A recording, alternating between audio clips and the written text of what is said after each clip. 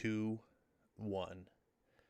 What's going on, everyone? You're watching Ash on Comics. I'm Ash, and you're up late if you're on the East Coast. I don't know where you are in the first part of the world, but even if you're on the West Coast, you're probably up kind of late. It is a little after 10 Pacific Daylight Time. Melissa Harris is first in the house tonight. Good to see you, Melissa. She starts off saying, "Did you hear Punisher creator has gone insane and plans on removing the Punisher skull logo? That pisses me off as a Punisher." I forget the name of that guy. I should know his name. I'm really, my memory is getting so bad these days. Someone put in the chat what his name is, because I'm drawing a blank. I know who it is, but I can't. The one thing I remember about him is he's the quote unquote creator of the Punisher, except he wrote like 2 Punisher books ever, or 2 books with Punisher. Sorry, I don't think he ever wrote an actual Punisher book because they didn't give Punisher his own series till later. Remember, he started off just kind of as a side character. Now, here's the thing too. Punisher was a villain. I don't know what this dude is so up in arms about. He literally created a dude who had Vietnam PTSD, had his wife and kids murdered in front of him by a mafia family, and then he decided to go on a murdering spree and kill the mafia that did it, which you can kind of understand it's like vengeance. But he didn't stop there. He decided all criminals needed to die. And it was just like, oh, you it was like, we kind of used to make a joke back in the day. I was like, oh, you jaywalked, Punisher, gun you down. Like, Punisher was like not a good guy. Now, his mind was kind of in the right place in a really distorted point of view. Like, he was going after criminals, but he wasn't like eye for an eye. Like, his method was kill. You commit crime, you die. And then, of course, that's what put him in front of Spider-Man and Daredevil, he was a villain primarily in those 2 books. Punisher was like, this is the whole point, is Spider-Man and Daredevil constantly were like kind of approaching him from the same point as I just said. Like, dude, what is your problem? Like, I understand you want to stop criminals, but look how we do it. Like, we don't hurt anybody. We stop crime. We let the police arrest them and due process and all that stuff. Punisher is like, I don't care. That your way doesn't work. I'm just going to kill him. And that's what made him a criminal. This guy that created that character to do that and be like, F you, I'm going to kill them, now all of a sudden has this burr up his ass and be like, oh, the Punisher is being used for the wrong purposes. It's like, dude, you created a murderer. Well, he's a fictional murderer, but you know what I'm saying? Now, of course, later, Punisher had to clean up his act a little bit when Marvel decided to give him his own series, because he couldn't be a total villain. So they had to just push him a little bit more towards the anti-hero way. And if he murdered people, it was only people who really deserved it, right? No more of this, hey, you robbed a liquor store down the street, gun him down. Like, none of that. This was like big time drug lords and, mafia, people that were like really bad. And that was the way Marvel got around it. Jerry Conway. Thank you, Melissa, for putting that in there. I knew his name. It's just one of those things on my brain could not conjure it up. Dane Barrett is in the house. Dane, glad to see you. He says, what's on tonight's agenda? Well, that's a good question. I thought because Melissa was in the house and she was number 1 tonight, that I would do a book in her honor. That's also a number 1. I think she's going to like it. I like it. And hopefully you guys all like it. It's a book that I have not read in 20 years. We'll talk about that in a minute. Let's see who else is showing up. Kay is in the house. I can't read the language that his name is written in, but he told me to pronounce it Kay. So that's cool. Good to see you, buddy. Let's see. Dane says, Jerry Conway douche. Are you calling me a douche or Jerry? Huh. I don't know. You can really interpret that either. This is one of those things where text doesn't quite cover it right, you know, because I could read that either way. Like, I could read that as Jerry Conway, what a douche, or Jerry Conway, you douche. Like, you see how you can like read it? It's all and then that, man, that is such a poignant example of how social media is like destroying our society, because you go up on like Twitter or Facebook and you make a little post about something, and you may, you know, mean it one way, and then another person decides to read it a completely different way. And what's even worse, and I'm sure you guys have all met these people, what's even worse is the people who, you meant it as way example A, and they interpret it as example B, and then you explain yourself, say, oh, no, you mistook me, I didn't mean it that, I meant like example A here. And they don't care. Once they've misinterpreted it, they don't care. It's all, well, that's the way I read it, so now I'm offended. You're like, well, you're being offended over nothing. Like, literally did not say that way. Like, you imagined it that way, and now you're taking your imagination and you're making it fact. Like, those type of people frustrate me to no end. The people that just want to be offended. They just want to, you're like, I didn't say that. Speaking of Twitter, I had a Twitter discussion. Sorry, discussion is way too not accurate of a word. A Twitter back and forth with this guy. It was posting about. I don't even care what the subject was. I was posting about a subject. Oh, it was about a dog. So the rioters were, allegedly had allegedly had abused a dog and then killed it. And then there was a whole conjecture about whether that actually happened or if that was just fake news, and no one could actually corroborate the story. Some people said yes, it did. Other people said no, it didn't. Other people said it was debunked. And then you go to the information that says it was debunked, and the websites that are supposedly debunk it say we can't prove it, we don't know. And it's like, that's not debunking it. Saying not being able to prove something is not debunking it, right?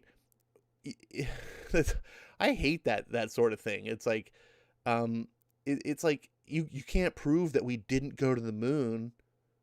Like the people that believe that the moon landing was all fake, like it was fake. Well, you can't prove it wasn't fake. So like, what? That's not debunking.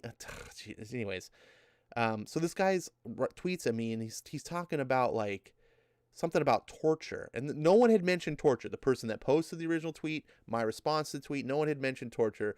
And then he's like, something about torture, and I was like, dude, no one mentioned torture. Why are you making some straw man? And then his response to me, I shit you not, his response to me was, well, other people have talked about torture.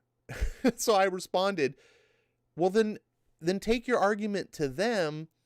Or no, I didn't say take your argument to them. It's like, I said, why are you taking this argument to me when it's something that someone else had said, right? Like, you're arguing what someone else had said to different people. That doesn't make any sense. And then he responds again, I shit you not, like, don't tell me where I have to take where I have to go or something, like, well, what I have to say and where to say it. And I was like, dude, no one said that. No one told you. Like, you just keep arguing things that aren't there. No one mentioned torture. And then you came in and said, oh, no one's torturing the dog. It's like, but no one argued. That's a straw man. And then you're like, well, don't tell me where to go, I have to go and who I have to speak to. And I said, no one said that either. You're just making shit up. And that's social media for you, which you guys already know, as I'm preaching to the choir. Melissa says Stan Lee created Punisher along with him. Stan Lee kind of takes credit for everything because it all came under Stan Lee's house. So it's kind of like everything that got created when Stan Lee was, head at Marvel, he gets credit for. Eric Breen is in the house. Eric Breen says Jerry Conway will leave no virtue unsignaled. Oh, man, that's a good one. I like that. Jimmy says, hey. And then he says, Breen. And I don't know why I'm reading that shit out loud. Nola says, hey, fam. And I have to say, as a middle-aged person, there's a lot of slang and terminology from younger generations that I don't like. And I think hey, fam, No, it's not the worst. I was gonna say that's really being hyper. Totes is the worst. The totes. I'm glad that's died off. I don't see it here anymore. For a while, oh my god, I just wanted to strangle some youngsters every time they're like totes, like it's totes this. Oh, it's just like you sound like a freaking. Fam is one of those things that's less grating onto me because I feel like less baby brained imbeciles are using it, so it doesn't connotate as bad. But I just don't like. Just can you say family or I don't know. Anyways, it's one of those things that when you get old, you just start losing touch with the generations. Eric knows all about that. Dane says Eric freaking Breen in the house. He is a freak, super freak. Dane says can't sleep, so here I am. Hey, thanks, Dane. Nothing gives me confidence and reassurance like I can't sleep, so what the hell, I'm here. It's like it's better than an enema. I'm here. NK says okay boomer, which is, I have to say, bravo to you, K. You hit two birds with one stone. Not only did you make fun of me, but you made fun of stupid slang at the same time. That was genius. And then Nalo follows up with totes, you are my fam, Ash. Oh man, Hella was another one that goes back a little bit. That's more millennial. Hella. Remember Hella, man, that was like the early 2000s. Remember Hella? Dane says first person to call me fam was Skip and Tosh, so I accept it. Yeah, see, that's the thing, is like you get like some good people that aren't, you know, they're not Gen Z. You know, they're not people that you want to tell them to get off your lawn, and then it doesn't sound as bad. Jimmy says, I'm here for you, Ash. Don't listen to Dane. Thanks, buddy. Eric says, Ash is my Sominex. I don't know what that is, but I'm guessing it has something to do with like putting you out of your misery. So thanks, Breen, for calling me that. He's your prune juice. I'm everybody's prune juice. I know, Dane, that you didn't mean anything bad. I was just playing along. Let's see. So anyways, about the special, it's probably not gonna get anyone super excited or anything of that nature. So, but Melissa, if you care to stay around, I'm gonna read a book that, like I said, is in your honor, and it's something I've just you kind of put it in my head. You planted a seed in my head, and I just got to thinking. I was like, no, you know what? Melissa's right. I think I want to do that. So if I can actually, there we go.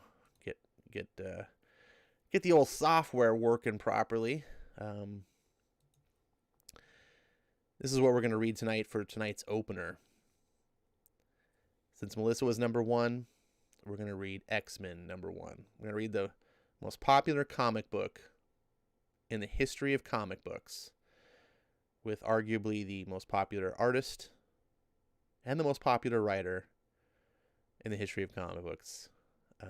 X-Men number one. Now, is this the best X-Men issue ever written or made? Of course not. Of course not. But it is a milestone, and what is entertaining. It's got great art. It's beautiful to look at.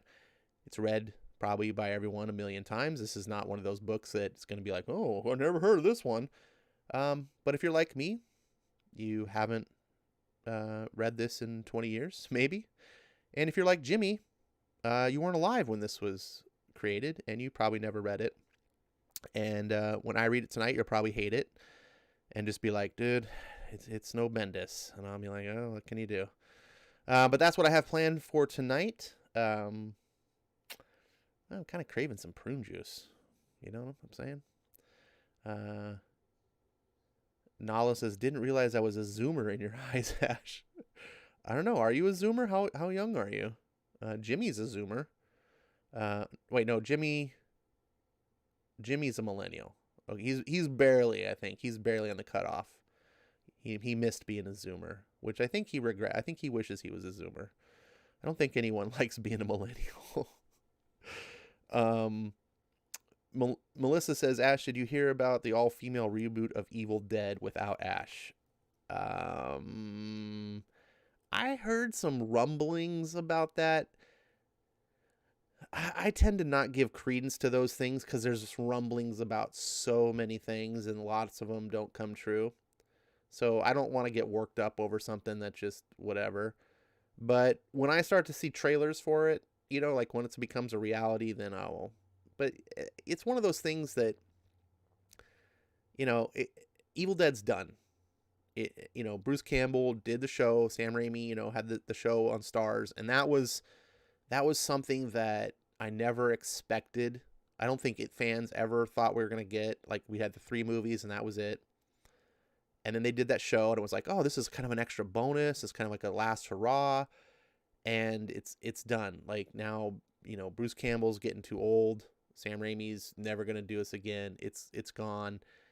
And that's just the way of things, later generations get a hold of properties and they redo them. My generation did it. Sometimes you're lucky and they get a hold of a property and then they do it amazing. Like John Carpenter's The Thing. if you go back and watch the original Thing from Another World, which was I think in the 50s, then John Carpenter's like, I'm going to show you how this is done. And he does it. And you're like, oh, yes, this is the definitive way you're going to do it. So it is what it is. I don't actually care when things like that happen. I mean, it's stupid. I think the whole female reboot thing, like, oh, we got to do it all female. I think that's sexist. I think it's bigoted. I think it comes from a very bad place. I don't support that ideology. That part I think I will argue that, like, politically and philosophically, I'm just like, I don't have time for you, and I don't think society should have time for you. But as far as just like, oh, we're going to take this and try to, I don't care. Do it. If you want to mess it up, whatever. My original stuff is never going to be changed, right? Like, so if you're going to go and make some crappy stuff later, whatever, I don't care. If anything, also, when you make the crappy stuff, like Ghostbusters, remember the Ghostbusters 2016? See, here's the thing. When you go and you do this, and then you F it up, then everyone just gets to point and laugh at you. When you go, this Ghostbusters is too male-centric. We need to make it women, because girl power, yo. And then you go and you make a stupid-ass Ghostbusters, and it's lame, and everyone hates it. Then we just point and laugh and go, yeah, this is why we didn't do that, because you're morons. You're stupid. Like, so take your trash and go home. And they just look stupid. There's that old saying, it's better to be a fool. What is it? Better to keep your mouth closed and have people think you're a fool than to open your mouth and prove it. Right? That's that old saying. These SJWs, these progressive, third wave feminists, all these, that's all they're doing. They're just opening their mouths and proving that they're a fool. Like, it just, I just laugh and mockery. Mockery is the best counter.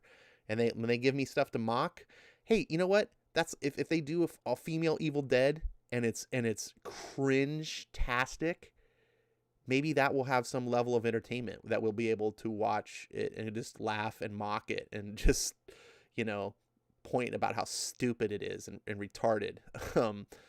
And that'll give us some sort of entertainment. And the people that get mocked, like I said, how rich you are, how powerful you are, no one is immune to mockery.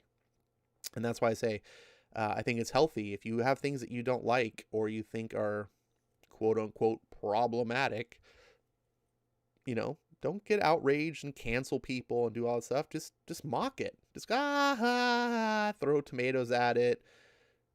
Just get other people to mock it and join it, finger pointing and laughing. That's the best medicine, in my opinion. Melissa says that's a great cover. It is. Jimmy says definitely not the most popular writer of all time.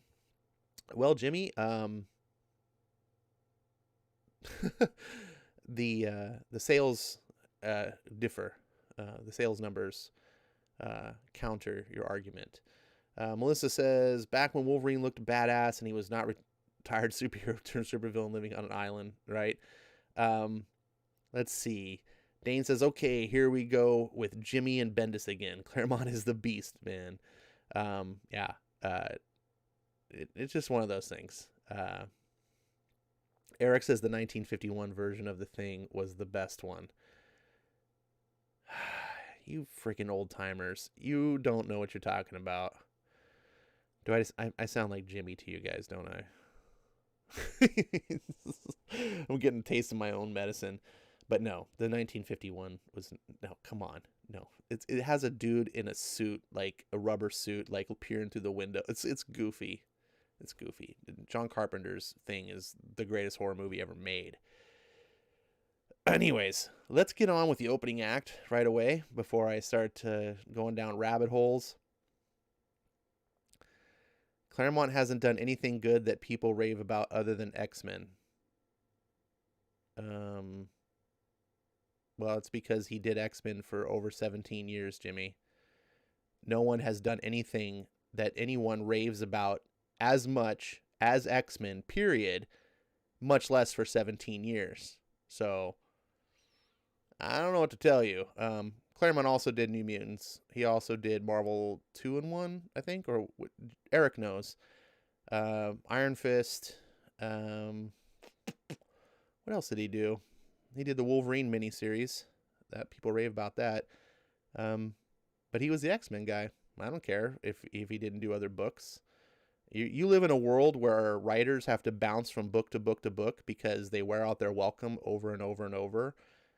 And people hate them, and they start throwing Rotten Tomatoes, and like, oh, I gotta leave Superman now and go on to something else. And meanwhile, Claremont just kept selling more and more and more and more and more until he got to this issue, which sold more comics than any other comic in history before or since, at over 8 million copies. So you want to talk about riding off into the sunset? Chris Claremont, it's like having a Hall of Fame career in baseball and then finishing your last game in the World Series with 3 grand slams. Like, that's what the equivalent is.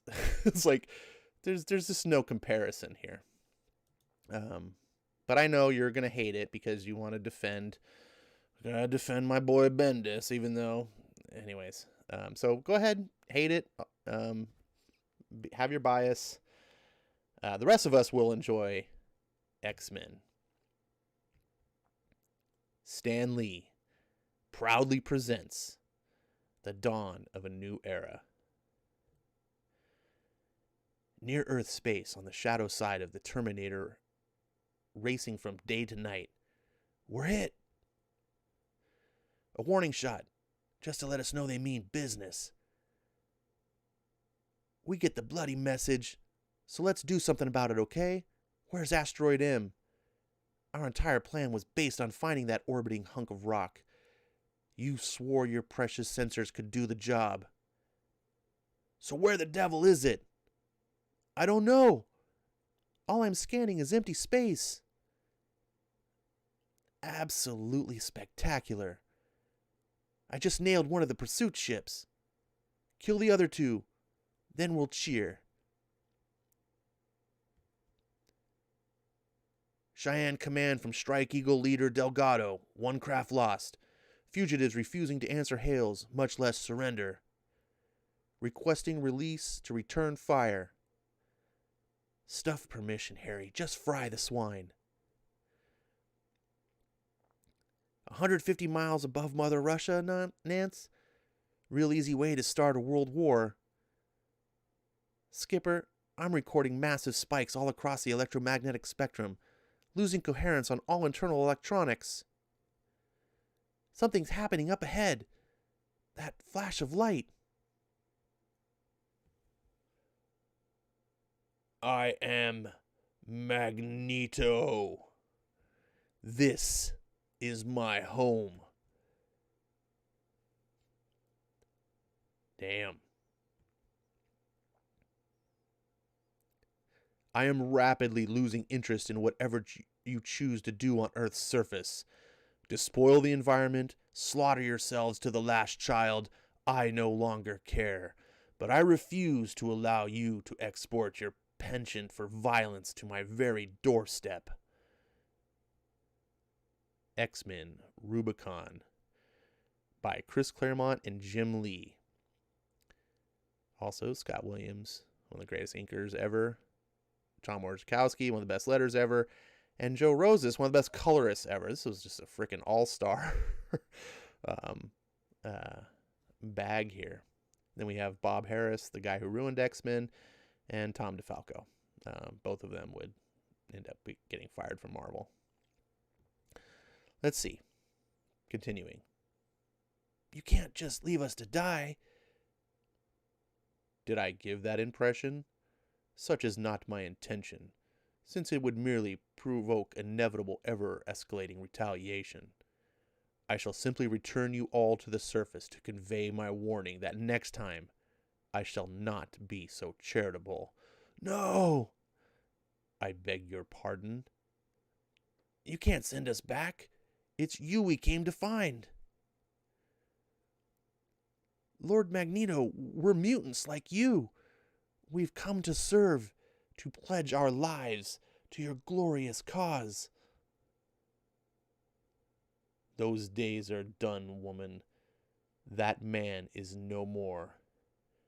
In mercy's name, your people need you now more than ever.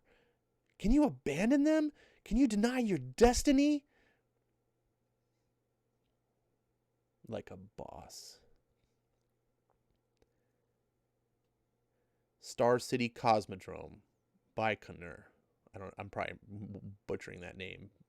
Baikonur? I don't know. The Soviet equivalent of Cape Canaveral and the Houston Manned Space Center, all rolled into one. A fast reaction pursuit force after a hijacked shuttle. Oh, I got the lettering wrong here. American, Sasha. But that isn't why I summoned you, Comrade Director General. It's the powers that destroyed them. You're certain? Asteroid M was reported destroyed some time ago, but there's nothing to preclude his building another to replace it. And yes, Comrade Director General, we are quite certain. The energy signatures are unmistakable, and, if anything, far stronger than ever previously recorded. It is Magneto. And, impossible as it sounds, he is maintaining that accursed rock in synchronous orbit, 250 kilometers above our heads. We have no choice, then.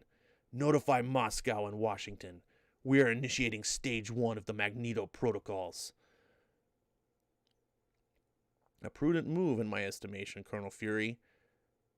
Were Asteroid M over our heads, I'd be inclined to do the same. Especially since those were American shuttles he destroyed. Oh, is that Fury? I forgot. Oh, no, that's Fury. Never mind. It's my understanding, in fact, that the terrorists who hijacked our vehicle look to him as their inspiration. Suppose he makes their cause his own. If the Soviets act like hotheads, Mr. President, they could make things worse. You have an alternative?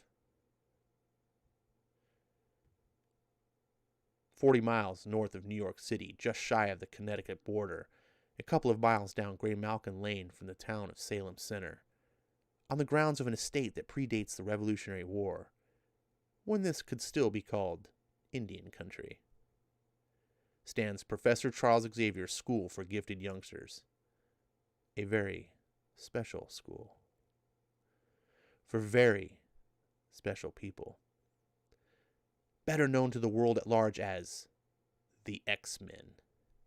Part of what makes them special is that they're mutants. Born with paranormal abilities that set them apart from their general run of humanity. And part is what they choose to do with those powers. Assault Group A, on screen, Cyclops, consisting of Rogue, Iceman, Angel, and Colossus. Thanks, Beast. Forge, how about your defensive systems? Ready to rock and roll, Psych. They can hit us any time. X-Men, this is Storm. The object of this exercise is to penetrate the mansion's fortifications.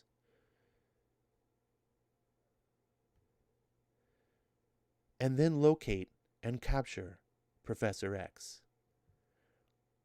Just like old times. What is the saying, Gene? Plus, I hate it when Chris Claremont does this and I can't read. Plus they change. Plus some meme. He's speaking something. It's is that French? Plus, same meme. Choose? I don't know. Gene responds, the more things change, the more they stay the same. So much has changed since I was last in this mansion and taking an active role in the leadership of the X-Men, including myself. It's almost as though we were all coming together for the first time. I need to learn the extent and the nature of your individual capabilities, how you mesh as a team, how best for me to interact with you. And ultimately, where we go from here. All our work, our efforts, I keep hoping the world would respond by becoming a gentler, more tolerant place, with bridges built between humanity and its mutant offspring. Instead, we seem to beat each other's throats now more than ever. The differences between us sharpened to a killing edge, with some of the children entrusted to my care buried. I keep wondering, had I never left, could I have somehow prevented this from happening? You did what you thought was best, Charles, as did we. Now we pick up the pieces, give it another try. I have been away so long, Gene.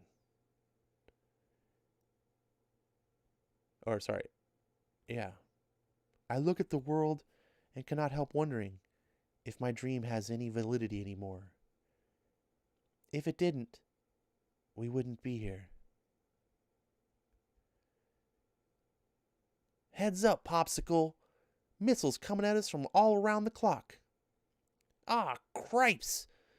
Rogue, they're incendiaries melting my ice slide as well and smashing it.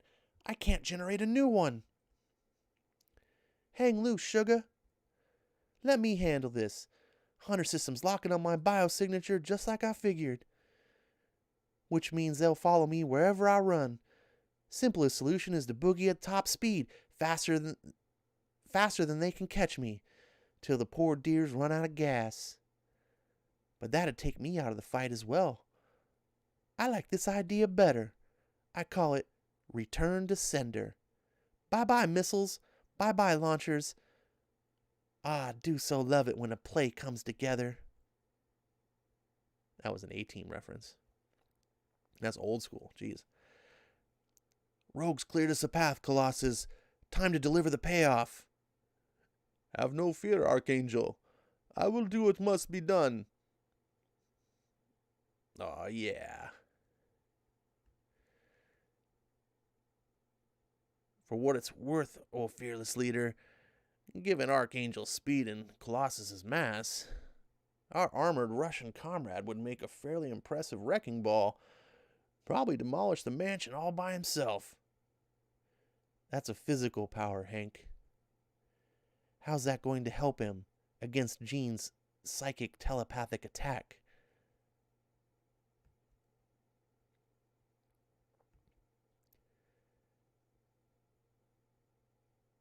I have readings now, boyo. On Assault Bravo. A solid lock-on. Psylocke, Wolverine, and Gambit. I took the high road, this slot's coming in low.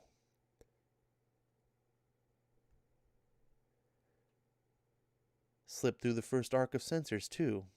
Make a note, Banshee. In the meanwhile, such a serious effort deserves an equivalent response. Your pardon, Miss Braves, but I think we've been spotted, yes?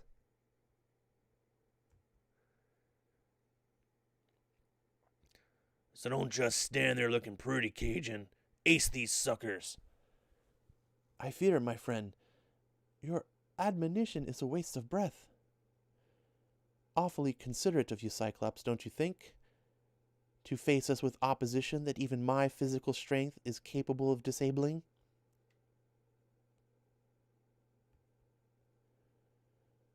Man's all heart, Bets. As much as Gambit is brass. We're supposed to be working together as a team. But what the heck? Man wants to play lone wolf. He can take the consequences. Rogue evaded the first wave of missiles, O Fearless, and took out their launchers. But not the second. She's down and out. Positive track on Wolverine and Psylocke. However, the international scanners appear to have misplaced Gambit. Anyone care to speculate on where he's gone? Bonjour, chérie.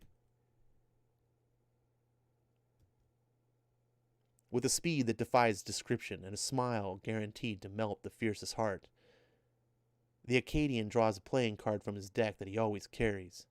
In one smooth movement, he charges it with a kinetic energy, his mutant power, and lets it fly. On impact, the wall behind Jean detonates with the force of a small bomb. Le tournament is fini, chérie. I win. Time to claim my prize, eh? Huh? Bang!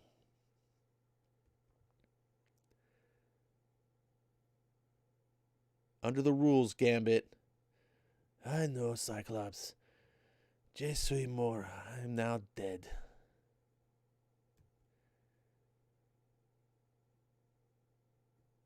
As I always suspected, redheads, they have a dynamite kiss.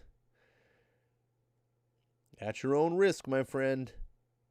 I must confess, infuriating and arrogant as Gambit can be, those eyes, that grin, that body, it takes a girl's breath away. Oh, really?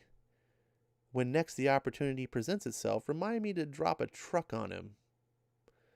Cyclops. A big truck. Cyclops. A really big truck. Cyclops. Not to worry, Professor. While you were away, old Fearless here, he mastered the art of deadpan humor. Keep calling me that, furball. I'll show you deadpan.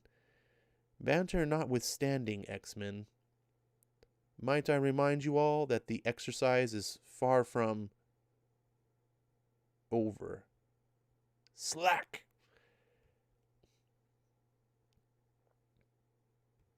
Wolverine is a badass. Hiya, Chuck. Your robot duplicates fooled the Cajun, not me. I know your scent too well. Bang, Charlie. You're dead. Back off, Wolverine. You made your point. Are you nuts or what? You know how dangerous those adamantium claws of yours are. A wave of your arm can slice through solid steel. One slip just now. I don't slip, bub. Exercise was to tag the prof. That's just what I did.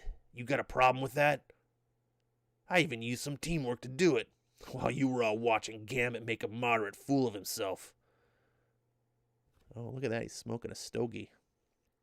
Can't be doing that in modern day Marvel.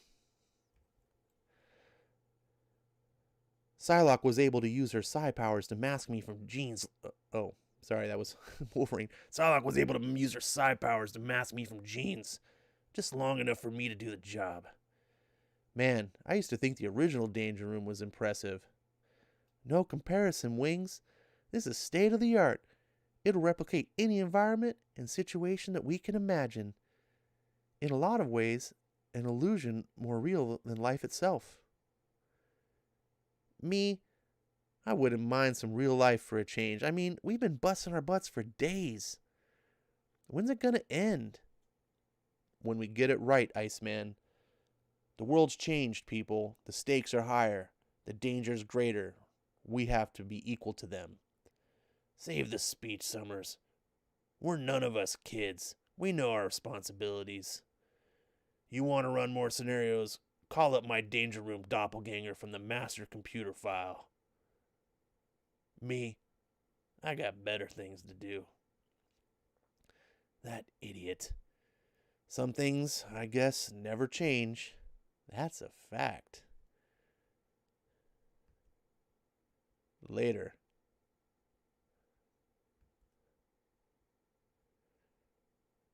Asteroid M is still cloaked, but we think it's still holding orbit over the Eurasian hemisphere.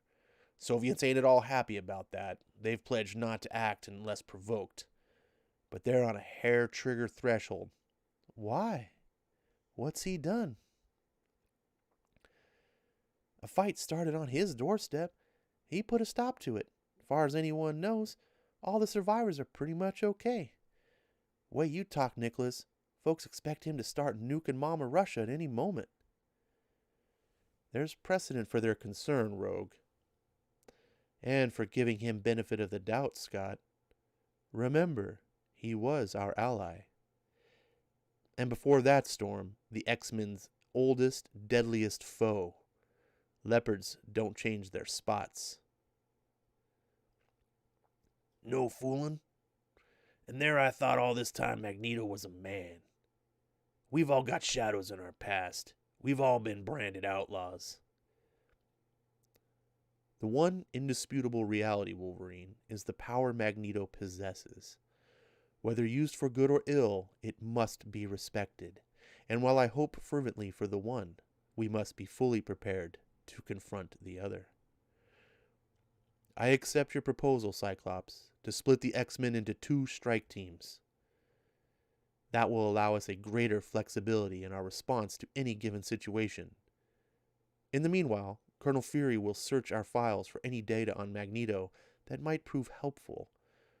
Should you need further assistance, I know the number. Keep our fingers crossed.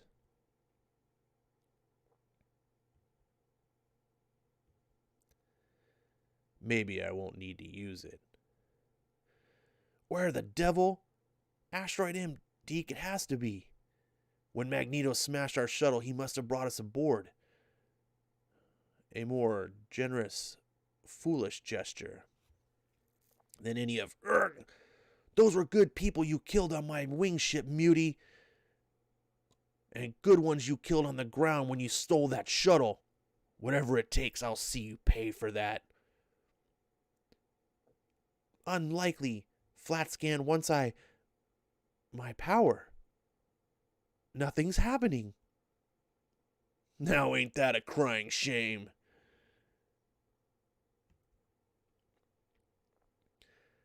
I got her, Harry. Big Man must have established an inhibitor field to neutralize any super beings or mutants who come calling. Probably does the same to standard combat armor. Unfortunately, our suits were designed with precisely that likelihood in mind. The weapon systems, as you can see, are quite active. Everybody relax. Everybody behave. The situation's under control. What is the meaning of this? You are my guests in my home. As such, I require you to respect the rules of comedy, as I do those of hospitality. I saved all your lives. Major Delgado, I trust that you make me not regret it. Have your subordinate lower his arms. And all of you, deactivate your ordnance. You heard Lord Magneto, Flatscan. Unhand your betters. We come seeking sanctuary, my lord. We place ourselves under your protection. Like heck you will. Deke, no, don't! Blast. And pledge our lives to your cause. But I have no more cause.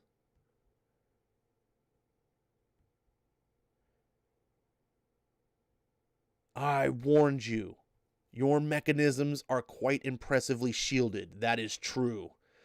But I am the master of magnetism. I draw on the primal forces of the earth itself. It is child's play to subvert your power suit's electronics. My my arm, my gun. I can't stop it. Harry, Nance, help me. And bend its systemry to my will. Ah! I'm sorry, Magneto. This shouldn't have happened. Too late, Flat Scan, for Weasley words to save you. We are officers of the law. We have every right to pursue and apprehend these criminals. Officers, Major, of no law I recognize, and the rights you possess here are those I choose to give you. Beginning with the right to life. If you value it, keep silent. Dreadlord, I am Fabian Cortez. Forgive my intrusion. I share your grief. Anna Marie was a valued comrade. But you must know the great powers below will have certainly react to what has happened here. They will do so to their regret. Lord, we know your strength is a match for any powers they marshal against you, but all they will see is a lone man. For deterrence to be credible, it must be couched in terms those flat scans understand. Flat scans? Those genetic dead ends unblessed with our mutant abilities. What terms, Cortez, do you suggest?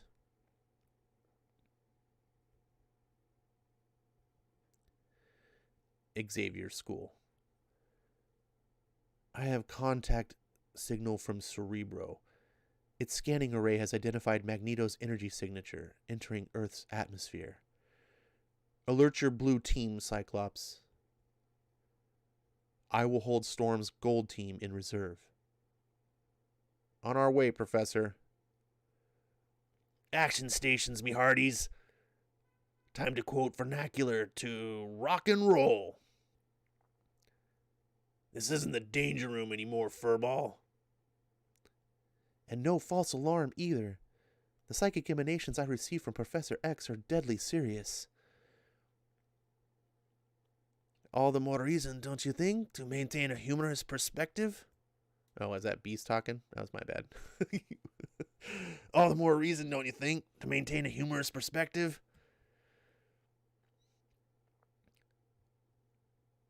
Woo-hee! Check out the spiffy set of wings. When the prof asked Forge to design and build a new Blackbird, a man did himself proud.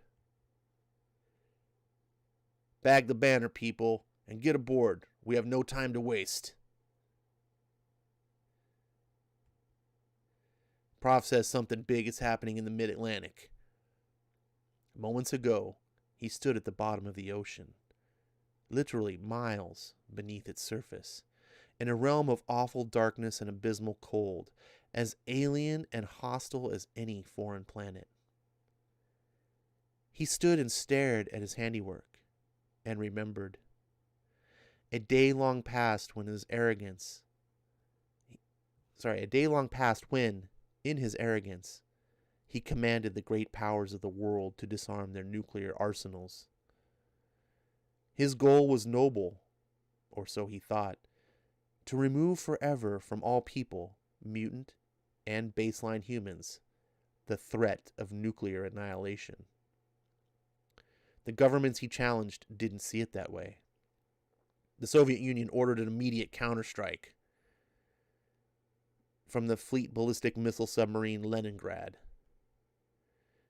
He deflected the attack, and then, as an abject lesson, sank the vessel that launched it.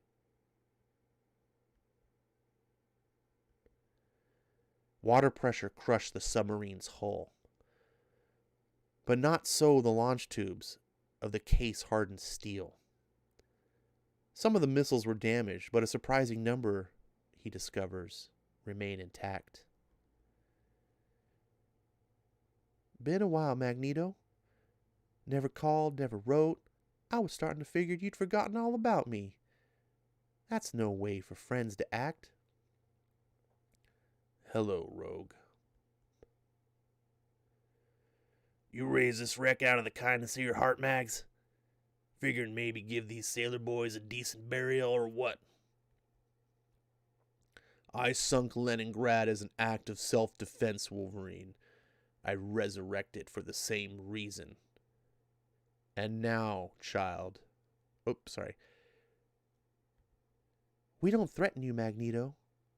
Nobody does. And now, child, nobody will. Or what? You gonna nuke 'em? The American president considers himself a prudent man, who perhaps prays for the best, but is always ready for the worst. I am no different.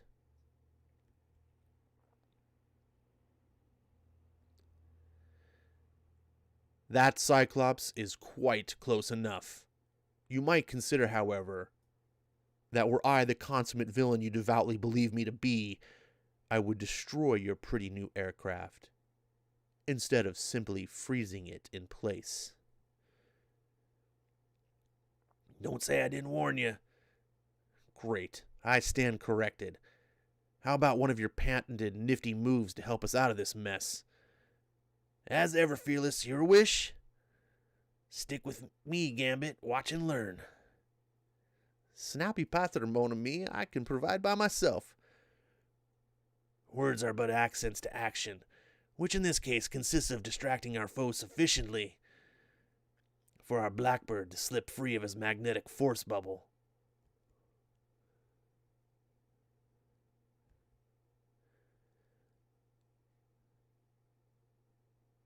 Great plan, Monsieur Bete. Probably butchering that. Got a feeling, though, it don't come to Magneto as any surprise. Whoomph. You still playing nice, Monsieur? By using that wreckage to give Beast a tummy ache, instead of punching it straight through him? That being the case, I won't charge these cards enough to kill you.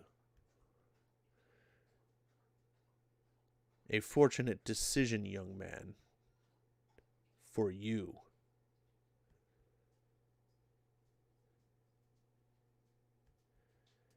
Got him! Blast, his costume is a form of body armor.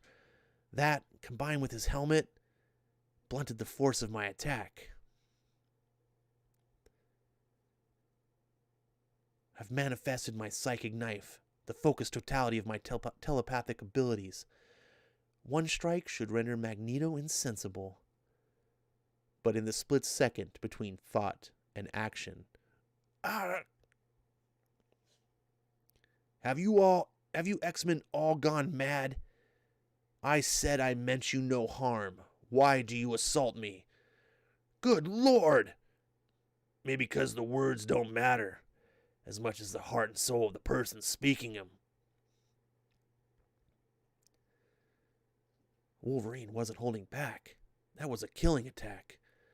I remember the signs from the first time we met. He's on the verge of a berserker fury. Things weren't meant to go like this, and I'm partly to blame. I have to separate them. Before things get any more out of hand. So, our comradeship means nothing. By the Eternal. The submarine. Its crew. Some died in a blinding instant as the hull collapsed and the sea rushed in to claim their lives. Others, in the compartments which didn't rupture, faced the slower obliviation of asphyxiation. All this time he thought about them in the abstract, pawns instead of men.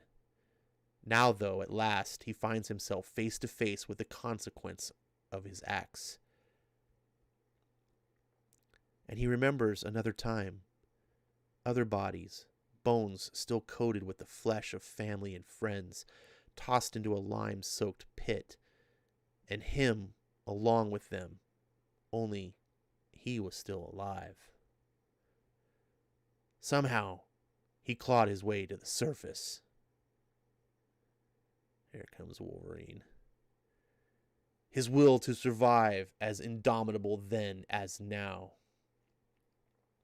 You choose to see me solely as the man I was.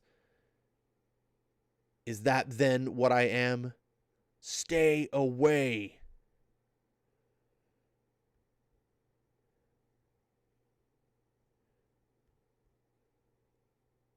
If you value your lives, X-Men, leave me be. As Magneto's flies up with the missiles. Rogue, what are you doing? What you should have let me do from the start. Talk to the man. She may have a point, Scott. Our natural tendency to view Magneto as our enemy may well have helped precipitate this confrontation. You bound and determined to be my conscience, Hank? Every good leader needs at least one. Enjoy, then. In the meantime, I'd appreciate a positive scanning track on Rogue and Magneto. He's in the ascendant arc to orbit that should, oh my stars and garters, take him right over Soviet airspace. And their defense command knows it. Will you please wait up? At least while we're low enough in the atmosphere to have a decent conversation?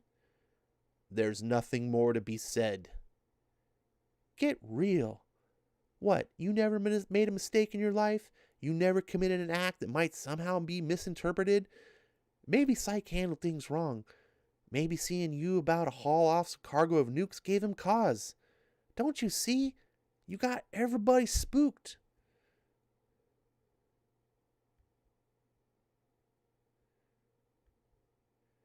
Magneto. Mostly folks know you as the world-class muty terrorist. You're the boogeyman that's used to frighten people about us. By acting the way you are now, you're proving them right. I tried to change. I did my best to follow Xavier's path to a peaceful coexistence between Homo sapiens and Homo sapiens superior. And I paid for that folly with the blood of innocence. So you figure what? So you figure what? There's nothing good can come of this? I might as well give up? You ever consider that maybe you should try a little Rogue? There is your answer, child, and mine. Whatever we decide, the world will never accept us. They only mean our destruction as individuals and as a species. But at last, here I can save one.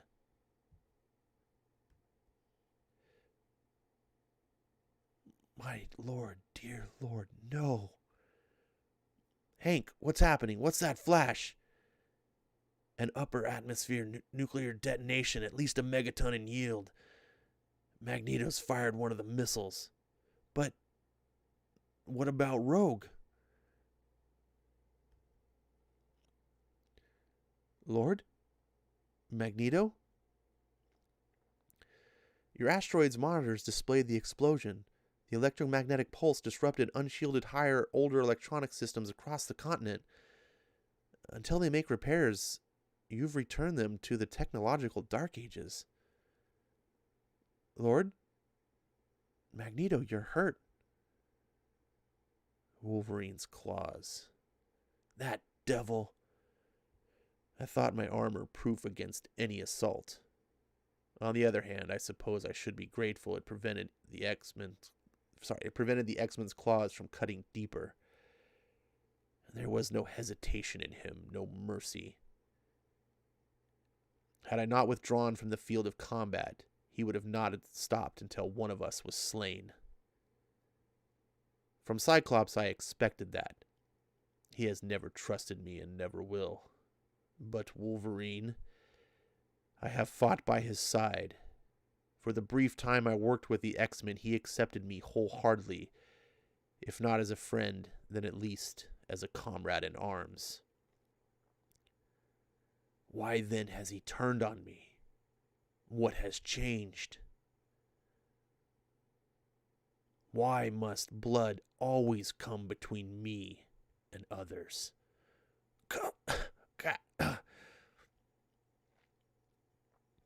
Perhaps, Lord, because they know there is not room in the world for your vision and theirs. One can prevail solely by the elimination of the other. What, Cortez?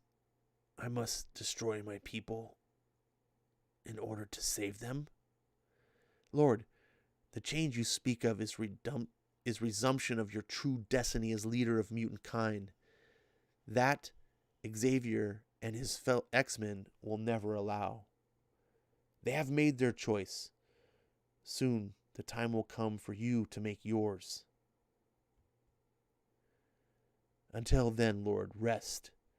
Let my humble powers heal you as they have my sister from the S.H.I.E.L.D. agent's weapon. Place your faith and fate in my hands. You will not regret it.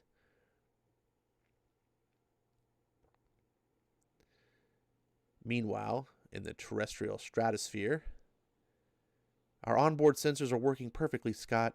I'm scanning them to the limit of their range. There's no sign of Rogue. That isn't helpful, Hank. I'm afraid, Cyclops, my news isn't much better.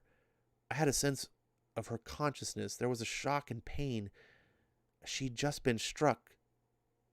By Magneto? Possibly, but I lost her in the confusion of the blast. I believe she may be alive, but I haven't a clue where. X-Men. Professor Xavier contacting us telepathically. Break off your search. I have a location on Rogue. She is alive and essentially well. You pinpointed her with Cerebro, sir? Actually, Cyclops, I have just received a telephone call informing me of her whereabouts. In the city of Hammer Bay, capital of the island nation of Genosha. Whoa! Oh! Ow! Oh! Sorry about the smell, X-Man. We had to use a whiff of ammonia to wake you. You're Anderson, Chief Magistrate, if you remember me. This is a prison hospital? The ordinary variety. Contrary to popular belief, Genosha really is a free country. Even for mutants? You should know, Rogue, since you X-Men helped bring that about. What's that? Oh, there was a boom. What's that? We need you, Rogue. Even though you're hurt. A superpowered terrorist cadre is staging random attacks throughout the city. My magistrates can't cope. Innocent lives have already been lost.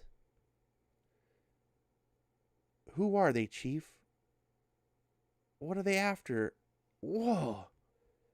Boom! Actually, Rogue, we want you. Either by our side or at our feet.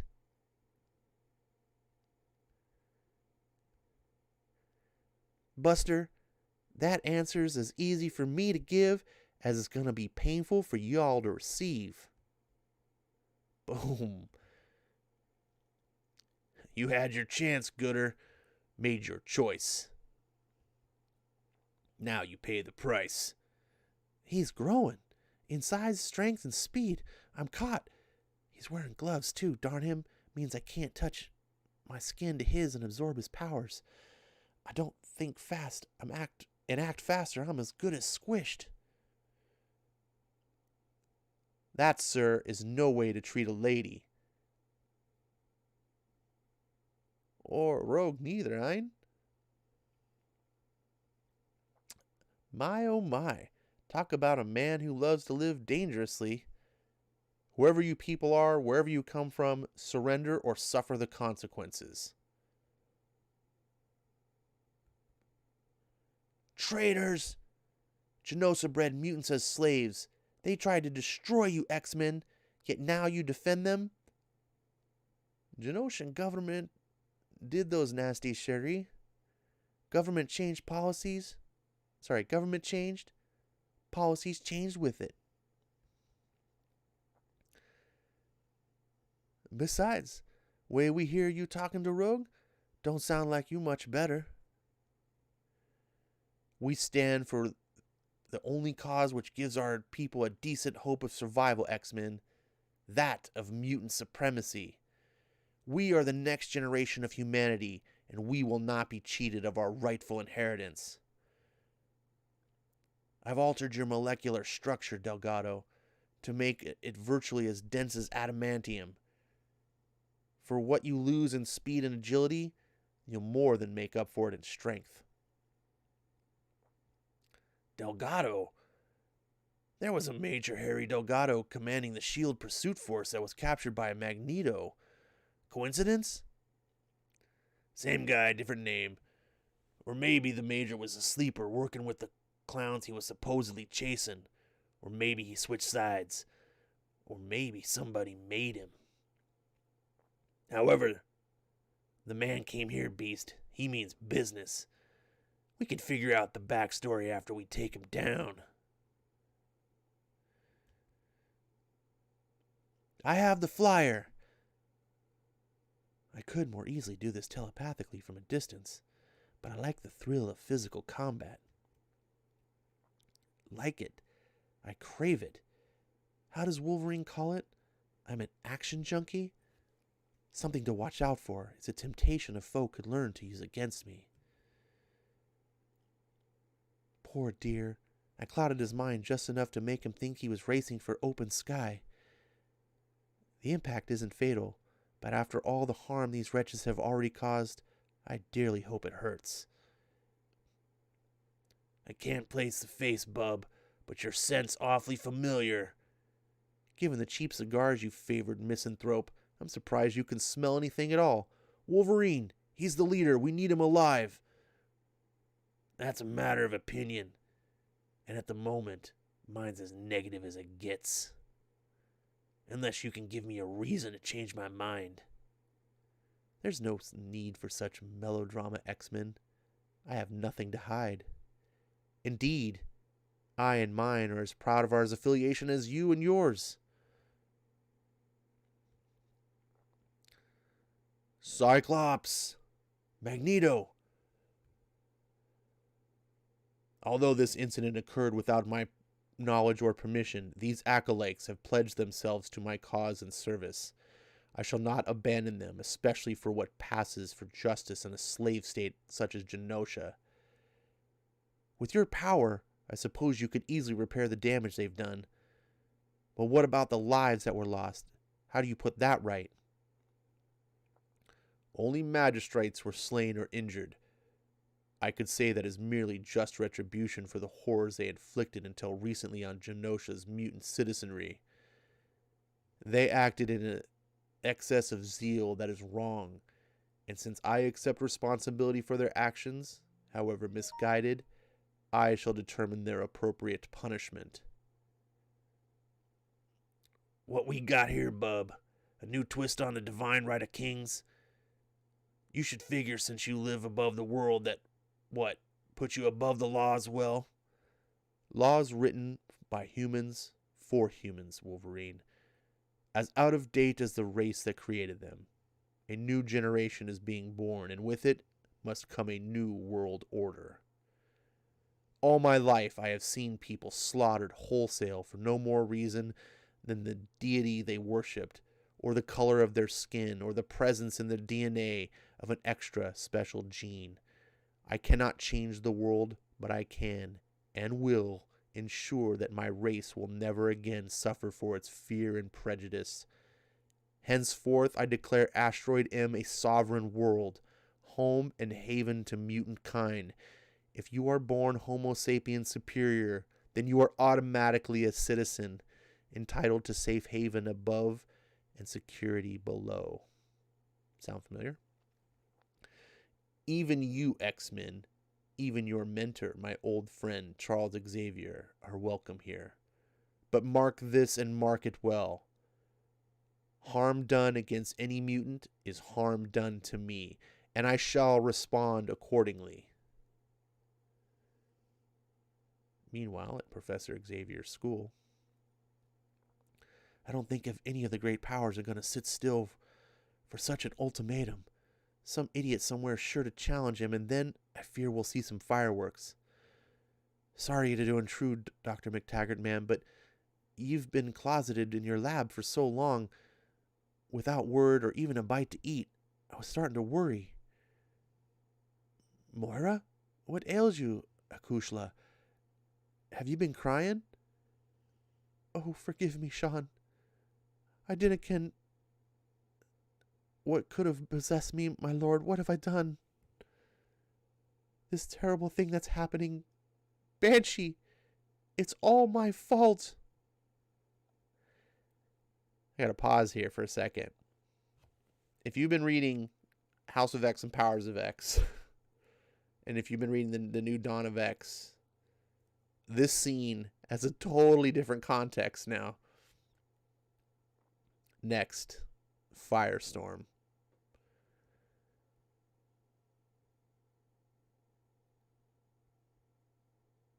And here we have some preview page. Whew! I forgot that was a double-sized issue, so it kind of went on long. Let me scroll back and let's see what's going on with the chat. Jimmy says John Carpenter's thing is the best. Wait, hold on. Did I read that right? Did Jimmy disagree with me? Holy shit, Jimmy, we agreed on something. I kid. Eric Breen says, ooh, just because we don't have the big YouTube channels, our opinions don't count, Dane. Did I say Jane? Dane? What are you talking about? What? Oh, because of the John Carpenter. No, your opinion doesn't count because it's wrong. I don't have a big YouTube channel. I just at least understand movies. Come on. I kid. Dane Barron says Claremont built the X-Men universe from the ground up. Bendis did rewrites of previous spy stories. Bendis created a damn universe. Wait, what? What are you guys fighting? Bendis didn't create a universe. Bendis just pisses on every universe. Then Jimmy says, damn, that Magneto is effing badass. Yes, he is. Melissa says, before Magneto became even more of an evil douchebag. Melissa, I know that you really hate what's happened with the Hickman X-Men. I know you do. And I'm not trying to make you not dislike it or anything, but sometimes we got to have, if our criticism isn't fair, then it gets lost. Magneto was evil from day one. He was an X-Men #1. He was a pure just bad guy. He didn't have the history that we know today that made him the sympathetic villain. He just started off pure, I'm going to take over the world. I would argue that Magneto was the worst on issue #1. Chris Claremont was the one that turned him into the sympathetic villain. Let's see. Going. Jimmy's planning on doing streams with Eric while in my stream. That's all great. Let's see. Melissa says, I miss Wolverine smoking cigars like Bender from Futurama. I just miss Wolverine having cigars, period. I just think it's stupid that Marvel won't let that happen. They'll let the X-Men... No, I'm not going to go down that road. Let's see. Rogue is gone rogue. Let's see. Mutants are not the next stage of evolution. Evolution does not exist. God created man. Well, let's assume that that's true. God creating man, #1. This is a fictional work, right? So it's fiction. So in the world of Marvel, there are things that don't exist in reality, like Galactus, right? So, in this world, that's what it is. Second, I'm at least of the personal belief that evolution and God aren't mutually exclusive. So let's see. Ultimate Universe was Bendis's idea, and he was leading creator of it. If Bendis was Ultimate Universe creator, why was it he? I thought Mark Millar was the first one to do Ultimate Universe stuff. Yeah, I don't know if that's true. Um, yeah. Anyways, I don't know, so I can't argue it. Um, but Ultimate Universe was ultimately a failure, so I don't know why you would argue that someone created a failure. I mean, it's like I think Jim Shooter is one of the greatest. He should be on the Mount Rushmore of comics, but I don't go and say he created New Universe as like the reason why I support it. Like sometimes you swing and miss. Um, so that was X-Men, and you guys didn't have much comments on that, so that there's not much to address. I thought you guys were gonna have I thought I was gonna have to read like a huge long page of comments. I love this book, the art, everything about it. Like I said, it's not the best X-Men book ever, but it's super solid. Like that was just a fun read, and especially like I said, I haven't read this in 20 years. Going back and reading this today, I'm just like, oh my god, this is like such night and day of like not just modern X-Men books, just modern comics. Like there are better comics written today, but there are not a lot of them, you know. And if we touch mainstream comics, you know, like I don't know, like this is as good as anything that's being made mainstream. Maybe Daredevil's better, maybe. I mean, but not when you can put the art in. Like when you put the whole package together with, you know, the art and the coloring and the inks, and I mean, a comic isn't just a writer. It's a multitude of things, and um, this is you know, it's the number one comic of all time as far as sales wise for a reason. Um, Anyways, I hope you got to enjoy that blast from the past, Melissa. That was for you. Um, and you had been calling for some old 90s X-Men, and so you got it. Thanks for showing up and being a supporter of the channel, and being first in there tonight. I hope you got some entertainment. I don't know when the last time you read that story was. Jimmy says that he truly likes it. I'm glad that you enjoyed that. Looks like we are going to move on to our next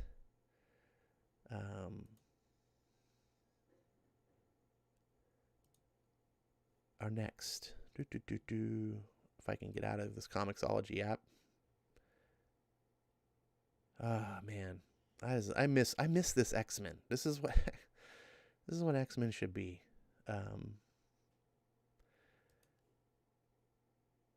I'm not gonna read this right now, but I'm gonna borrow it because maybe this first story is 3 issues long, and they have all 3 issues. So I might read the next 2 issues later on the channel or not, just depending on how what the feedback is.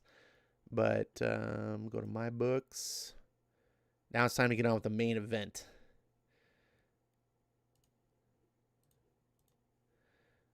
Man and Superman.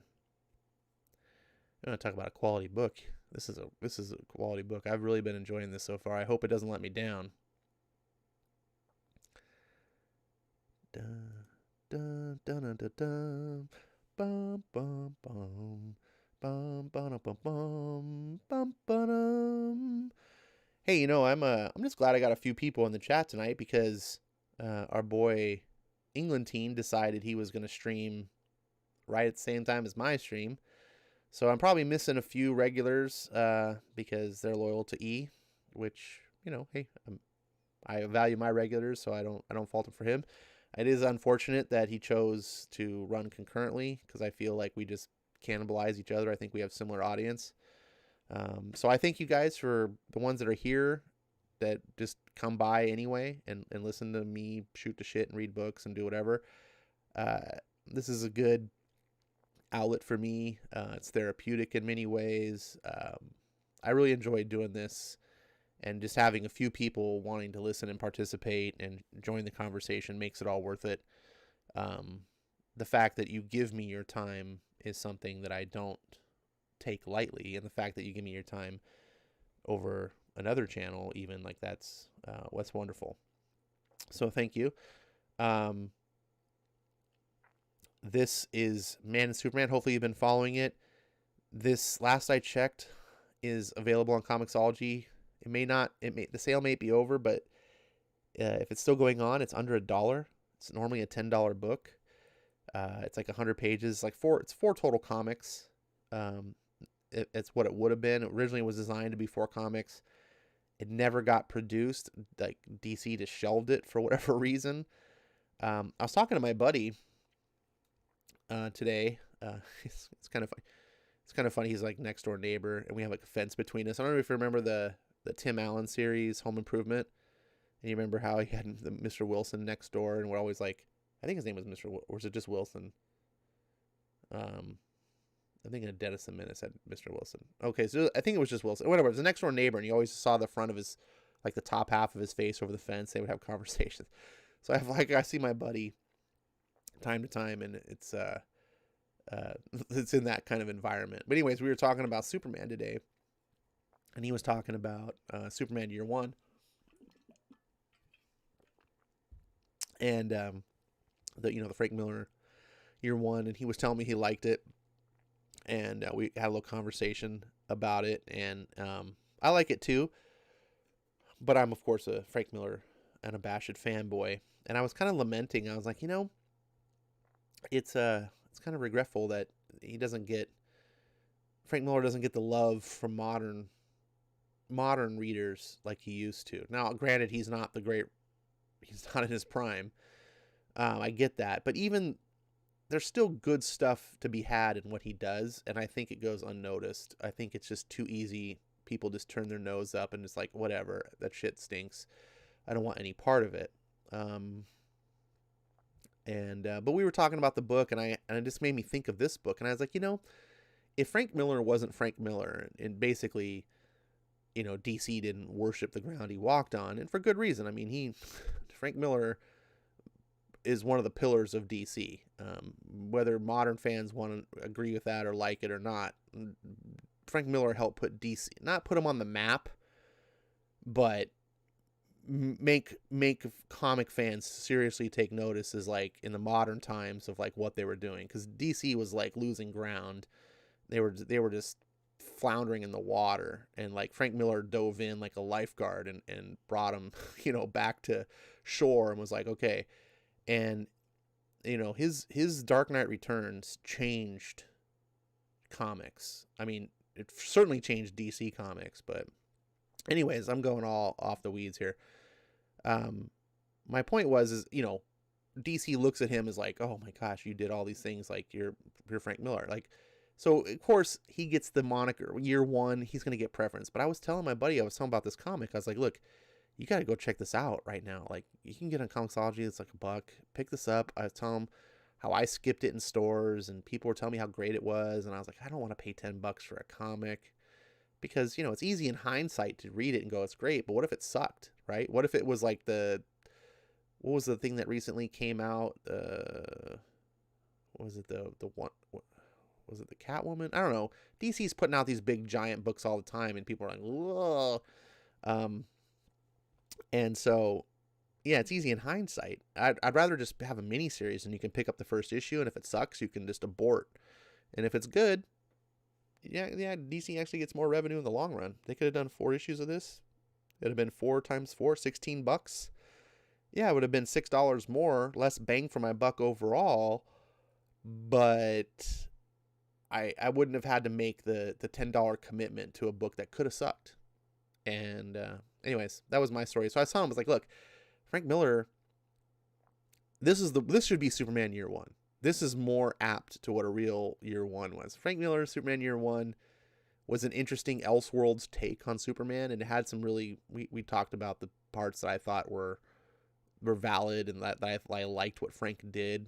I liked the alien nature, and I'm not going to go into that, but this is more exactly what Year One was like. It has a lot of similarities to Batman Year One in that it picks up right essentially as Superman is starting his career as a superhero. And just like Batman Year One, like when Batman's like screwing up and making all these mistakes, like Superman's doing the same thing. Um, I was like, man, if DC would have launched this, had Frank Miller not decided he wanted to lay claim to Year One and do his book, or if somehow DC could have convinced him to not call it Superman Year One and just call it whatever, something else, which I do think was a mistake, because Batman Year One is sacred hollow territory. And if you're not going to live up to that, and I don't think Superman Year One was even a Year One story. It covered like many years, or at least several years. Like it didn't fit. They just used the Year One just for branding purposes. They should have called it something else. I think people would have accepted it slightly more, at least. But this book, they could have launched it as a mini series, give it a nice, cool covers, and give it the royal treatment, call it Superman Year One. I think people would have ate it up. I would have bought the first issue just because it's called Superman Year One. And I would have kept buying it because it was really great. And I think more people would have bought it. But they just threw it as this throwaway single $10 book. And I think a lot of people like me skipped it. I think it was a total missed opportunity. But anyways, I'm here reading it to you now. So if you were a person who didn't buy it, or if you were a person who did and just wants to celebrate it and enjoy it again, I am reading chapter 3. Dane says, "We love you, Ash." Thanks, man. Hey, Gateway into Comics is in the house. Man, there's a face that I haven't seen in a while. And good to see you, brother. I hope everything's going well for you and that you're staying safe from the, from all the craziness in the world right now, whether it's a virus or rioters and looters. Oh my God, I just feel like we're in the end times. I don't want to get into that now, but this is chapter 3 of Man and Superman. And man, my voice is going.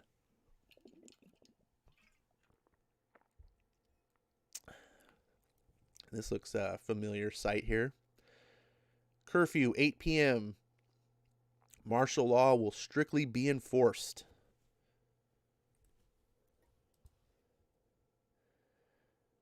Why didn't I realize it before? Chapter 3. Picture of Lois, in which he asks the question.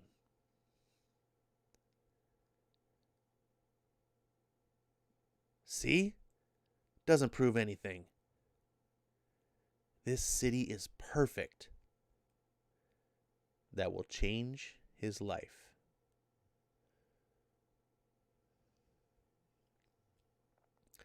Oh, come on, Perry. Are you purposely trying to be obtuse? Just look. You see him throwing those girders? No, he's catching them. Not all of them. My God, the man can fly. So he doesn't have 8 arms too? One miracle isn't enough for you? Maybe he's wearing a jetpack under his clothes. How the hell should I know? So, just for grins, explain to me how he flies. If I can't believe it, our readers won't either. The important thing is he's trying to help. This is our proof. That's our headline. We'll be the paper that got it right. She believes in me. Or the one that screwed it up. It's just, come on, flying man, where's his wings?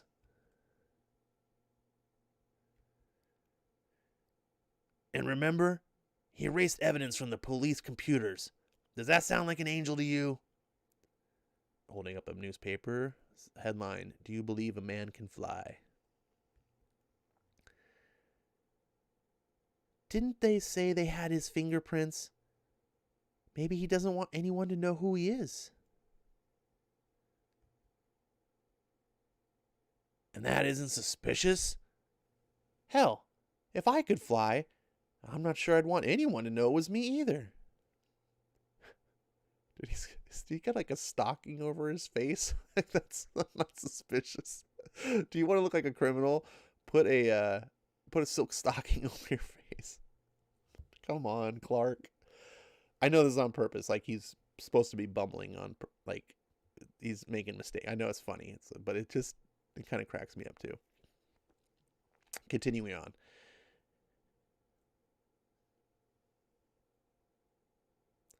Everyone, and I mean everyone, would be after a piece of me, especially those who'd want to dissect me, just to see what makes me tick. Exactly what Ma's been saying. And don't forget, those who'd want me dead because my very existence would change, everything? This is second coming big. Flying machines attack the city, and a flying man appears at the same time. I don't know. It's still too much of a coincidence. Perry, don't ask me why, but I believe in this. Whoever this man is, somehow, I'm sure he's here to help. I love this city. All well and good, but we have a crime rate going through the roof, buildings blowing up. Hell, martial law's been declared, and it's all happening before an election. What was this haunt? This book was written like 10 years ago, by the way. So this is not at all like topical, but it's like scarily prophetic. Anyways, keep going. You understand why the newspaper man I've spent 40 years becoming has to know if this is just some kind of incredible coincidence or some twisted part of the campaign? As for your flying man, if we can't find how he does it, at least find who he is.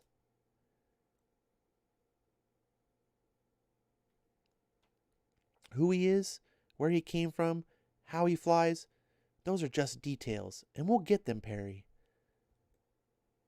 But you want to know what I want to know? I want to know why he's here. That's the only important question. Come on, White, give her a chance. And while you're at it, give me one too. Caesar's ghost, I hate this. All right, you've got it. I'll need you tomorrow right after lunch. Guess who's coming back to town? What? No, Perry, don't make me. You promised I'd never have to. Trade-off. I'll give you 3 days to investigate your flying man. But since you happen to be our best chance of getting an exclusive, you're being drafted. Oh, his jet lands tomorrow right after noon. Who? Which jet? What are you talking about? Deal? Damn it, I hate you, Perry. Hate you more. Go get your story.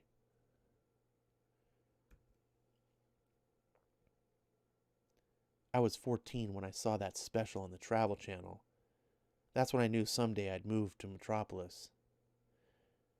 I'd read about New York. Always looked too crowded to me. Chicago seemed cold, and I don't mean the weather. Los Angeles never came across as like a real city. I liked San Francisco and I liked Metropolis, but Metropolis had the Daily Planet, and that tipped the scales big time. I love to write, to work out a story, to explore it from the inside out, to understand why it's important, and to be able to explain it to others. To me, the Daily Planet paints indelible pictures with words the way no other newspaper ever has. And all my powers, as great as they are, don't make me a better writer than anyone else. That has to come from me. That man that I met in the Daily Planet waiting room said the only way to get Perry White's attention is to write a story so big he can't possibly ignore it. So all I have to do is prove to him that I'm better than the million other journalism students also submitting their material. Going back to Smallville is not an option. Not after spending my whole life preparing to come here. Every time I think about it, Clark, I feel humbled and proud and anxious to see you get started. Sometimes I dream of rerouting rivers, or of you rerouting rivers, irrigating deserts, bringing hope to places that never had a reason to hope. No government has the kind of money to do the things that you can do so easily. Jonathan, you're certain to check from McCreary's mill cleared? Day after we hauled the wheat to them, why? I thought we'd spend $25 to adopt a family circular. Says it could feed 4 people for a month.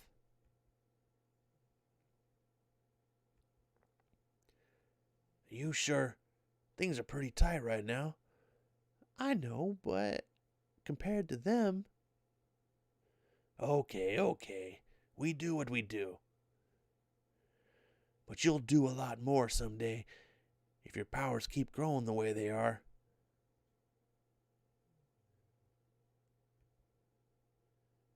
Now, don't take up his whole day doing deeds. He needs a life, too. I know. All work and no play. Still, the world will survive with him helping part-time, too. Clark, you mind? I finished the alteration. The costume again? Come on, Ma. It seems so weird. Maybe, but it's necessary. We want to differentiate you from the others. Differentiate you from your other self, don't we?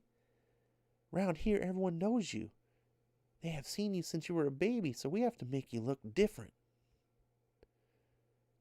Clark, this article reads really well. I like the way you clearly express your ideas here. Thanks. I felt good about this one. You have to look very different. And the uniform, policemen wear uniforms, not costumes. The uniform will help make that difference, and...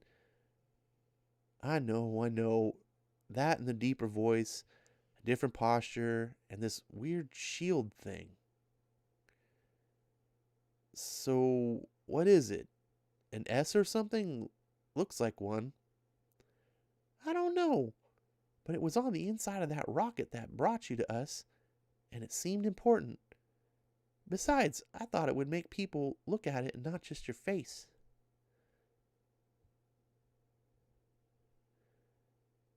I still don't know. Oh my, Clark, you're so handsome I could cry. Oh, you do look good, son. Thing is, if I do this, everything is gonna change. I mean, Pa, you're right, there's so much to do. But Ma's right too. If I put on the costume, wear the uniform, I may never have a quiet moment again. Is it selfish to want other people to Is it selfish to want what other people take for granted? No, Clark, but life isn't always fair. Like I say, we do what we do.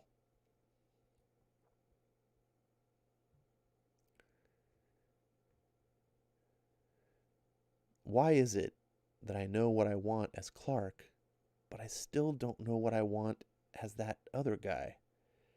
Hey, Clark, how's it going? About what can be expected. Hey, I got paid Friday. $17. I told you I'd pay you back. Wasn't worried. Knew you would. But new kid in a new city and broke, you look like you needed some fun. It meant a lot, Jose. I mean, you barely know me. It was hardly a fortune. Even if you blew it off, hey, we do what we do. Yeah, guess we do.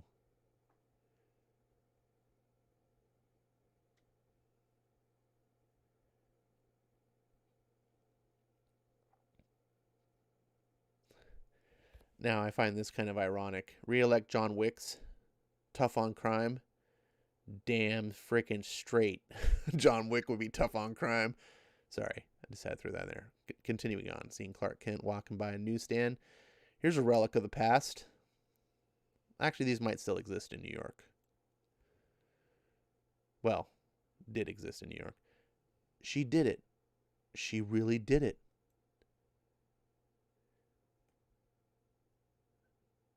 I'd like to buy all your copies, please. Honk. Honk, honk. Woman crossing a street, clueless to a truck that's about to smash her. I shouldn't be laughing, just the way it was portrayed. Huh? No. No, you're not.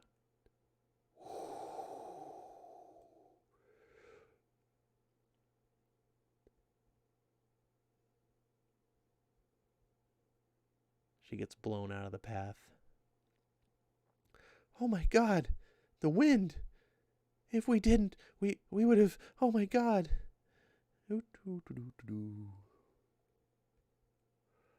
Story ideas. The city no one knows. Metropolis from the sky. Struggling to fit in. A newcomer's guide to the greatest city on earth. The world's changing too fast. It's all getting so scary. There has to be ropes somewhere. It's just nobody saw them. It's a trick, man, like the street magician guy. Oh man, he can fly? That has got to be the most incredible thing ever. It's the devil. It's the end of days. I still think he's got to be with those machines. Big city, big crime. Is it inevitable? I know, but those photos. I said I saw him trying to help. I hope it's true. I so want it to be true. Who is the flying man? An expose? Yeah, right. Just saying, if he really flies, he could probably destroy us. I'm just saying, if he can really fly, we are serious in trouble. I know what it is. It's an invasion from outer space. He's got to be from outer space. What people fear. They're scared. Don't blame them. Oh, I think I read that out. They've never seen anything like me before. Nobody has. And it's what people fear. They're scared. Don't blame them. Oh man. I'm the story. I'm not going to read all the bubbles. It's about how the unknown impacts people. I've got my story. It's big. It's important. And I'm the only one who can write it. Perry White can't possibly turn me down. Come on, Lane. Time to go. A minute. I'm almost done. No, now. My article. It waits or it's dead. Choose. Anyone ever tell you you're not a very nice man? My mother. Every time I don't call her back. Move it. Helicopter's waiting. Excuse me.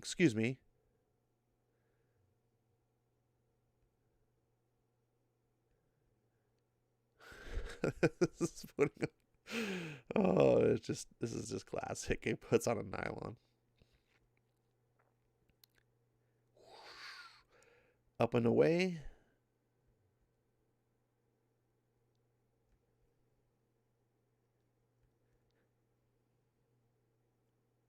It's really him, right? He's coming back? What's he been gone? 10 years? Who? Come on, people. Use names, not pronouns. Nope, just 5. You know, I've never seen him before. I mean, sure, in magazines, but not in person. Trust me, he's nothing special. You know him? Oh, what am I saying? Didn't you used to date him or something? Or something. That's it. What's rule number 1, Lane? You do not talk about Fight Club. You're hilarious. You should be writing obituaries. Rule 1, reporters put their personal opinions aside. That is definitely not rule number 1 in today's real world society. This is not CNN, not New York Times. They do not put their personal... Oh, sorry, back to the story. We're here for the story. Nothing else matters. I've read all about him. He's done more good for Metropolis than maybe anyone. Don't his companies employ like 40% of the city? And he's bought millions of dollars for art in his museums. He gives billions to charity. He's done that and a hell of a lot more. But the downside, in this world, there's only room, or in his world, there's only room for one person. Who? Who's she talking about? He's coming! He's coming! Wow! Olson, your camera, remember? Oh, right. Thanks, Chief. Pop, pop, pop, pop, pop, pop. Pop, pop, pop, pop. Pop, pop. Bendis! Bendis is coming. Oh, I'm sorry, that's Lex Luthor. They look the same. Sorry. Mr. Luthor, a question. Do you agree with Major Jessix that we need martial law? What are your thoughts about the crime wave? Hey, Mr. Luthor, is it true that you're backing D.A. Wicks for re-election? Are you moving full-time, sir? Mr. Luthor, why have you come back after all these years? Pop, pop, pop. Sir, do you know about the flying man? Did he destroy the triangular building, or is he trying to help us like the planet suggests? Mr. Luthor, over here. Mr. Luthor, do you know anything about these flying machines? Mr. Luthor, how much are you personally going to be involved with the triangular investigation? Pop, pop, pop. Hi, everyone, and thank you for coming. I know you've got a number of questions, but please let me make my statement first. Who knows? I may inadvertently give you your answer. I've come back after 5 years because Metropolis needs me. 3 weeks ago, the Metro News building was destroyed. I built that paper up from the struggling scandal sheet it was back in the 60s to the city's best-selling newspaper. Last week, my corporate headquarters was also destroyed. But you know something? I don't care about the hundreds of millions of dollars I lost in the real estate. I care about more than 500 souls, the good 100 good people. Sorry, I can't read. Sorry. Starting over. I care about the more than 500 souls, the 500 good people who worked for me, who died in those explosions. I can rebuild property, but they are the only real loss that we suffered, and that I will not accept. Crime is rampant. Since I began my, I don't know what you want to call it, my sojourn, my walkabout, whatever, this city has gone to hell. I have meetings starting tomorrow morning with both the mayor and D.A. Wicks. We are going to stop this crime wave. We are going to stop the murderers. And together, we are going to once again make Metropolis the greatest city on earth. Getting dark? And now, ladies and gentlemen, I will happily answer all your questions. What?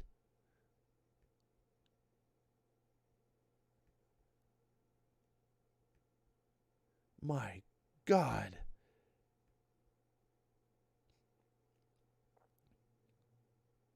Lex Luthor, you were warned not to return to Metropolis. When the federal government left as ordered, we spared this city further assaults. But you have destroyed that temporary truce. You and the rest of this city must learn that we and only we are in charge. Let the destruction begin. Jeez.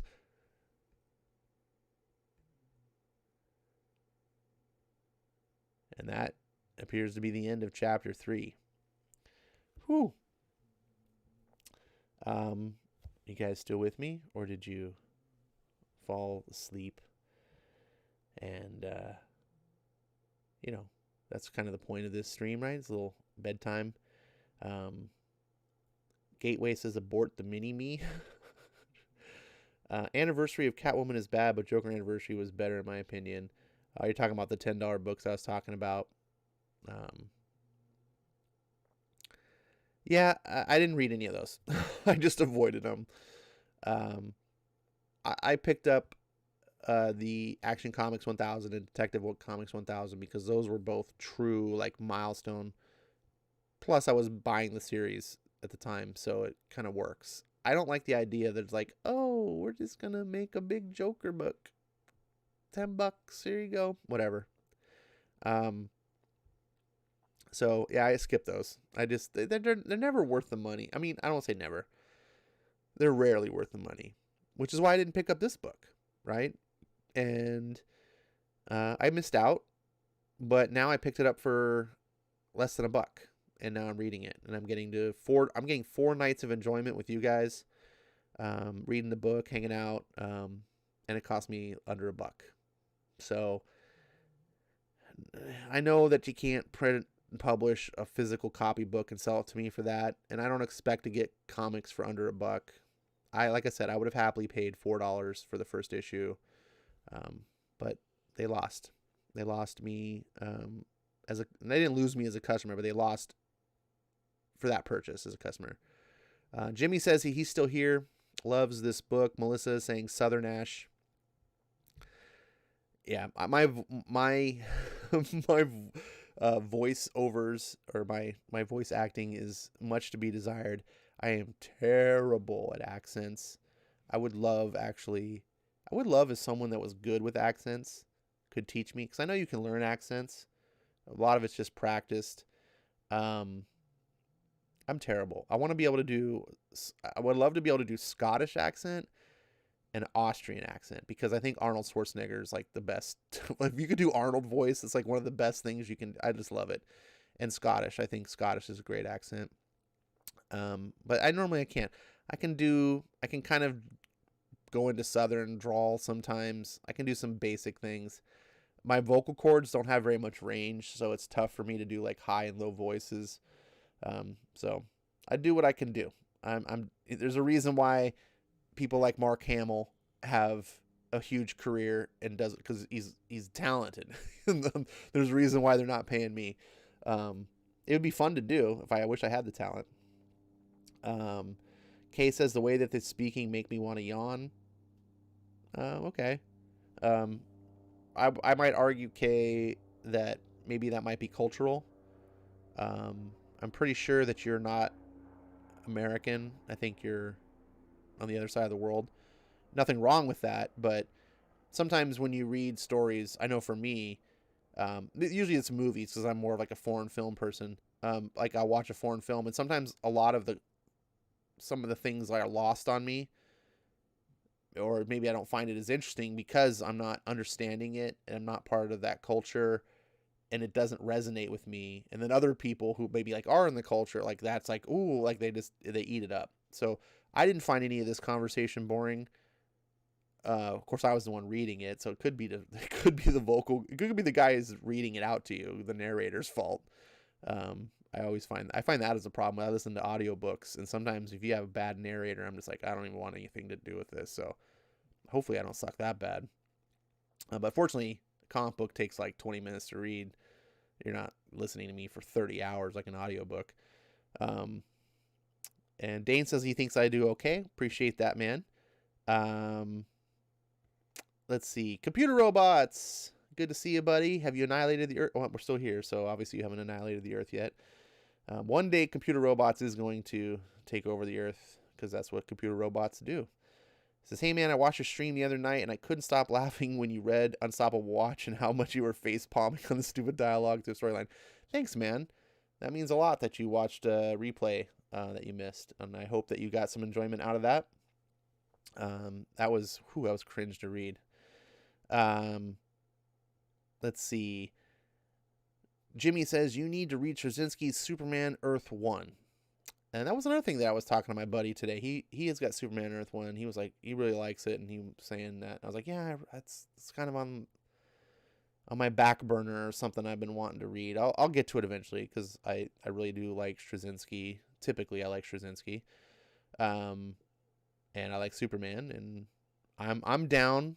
I'm open-minded to alternate takes. I know I don't know. I hear that Superman Earth 1 is more of a modern take of Superman rather than the more classic. It's as if like if this is the Superman story that we all know and love happened in like 21st century, not when it did in different times. So where it's a different era.